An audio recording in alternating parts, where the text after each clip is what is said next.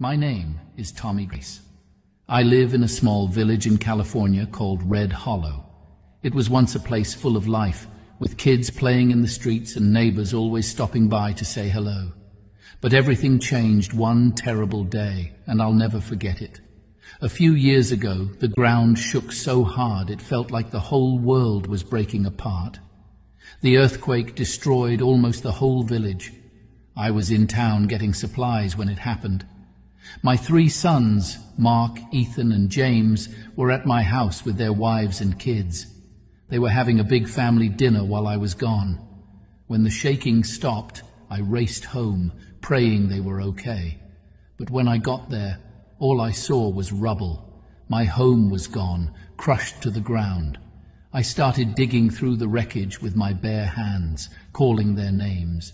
But I only found silence. Then I found them, my sons, their wives, and even my sweet little grandkids, lifeless under the ruins. That day, I lost everything. My family was my whole world, and now they were gone. I didn't know how to keep living. The days after the earthquake felt like a blur. The town was full of people crying, trying to rebuild, but I didn't care about any of it. I didn't want to be here anymore. One morning, I decided I couldn't take the pain any longer. I walked deep into the woods, far away from the village. I didn't want anyone to find me. I planned to end my life there where no one would see. But as I wandered, I heard a faint, sad sound. It was like a cry. I followed it and found a tiny monkey tied to a tree. He was skinny, dirty, and shivering with fear. His big brown eyes looked up at me, full of sadness. For a moment I forgot about my own pain. I couldn't leave him there like that. I untied him and carried him home. At first, the little monkey, who I named Buddy, was too scared to eat or let me come near him. He would hide in the corner and shake whenever I moved. But I knew what it was like to be scared and hurt, so I gave him time. Slowly, he started to trust me. One night, when I couldn't sleep, I found my father's old rusty violin, which had also managed to survive the earthquake. It was covered in dust, but I cleaned it up and strummed a few chords. I hadn't played in years, but the sound brought back memories of happier times. Buddy came out of his corner and sat near me, tilting his head as if he was listening.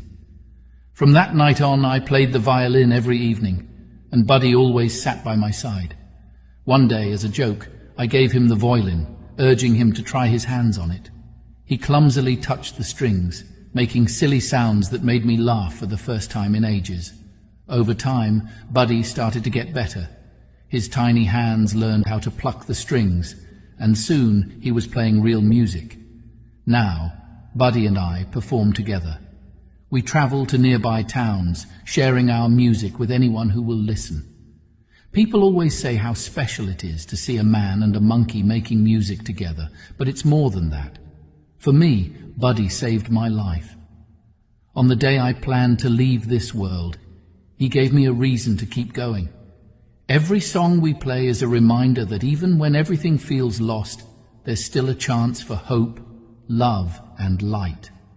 So when you see Buddy and me, know this: we are 2 broken souls who found each other in the darkest of times.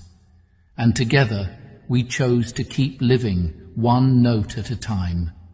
To everyone out there who think they have lost everything, know that God has other better plans for you. Tonight, I'll allow Buddy to play 3 pieces and bless your evening. Listen and be encouraged. Thank you.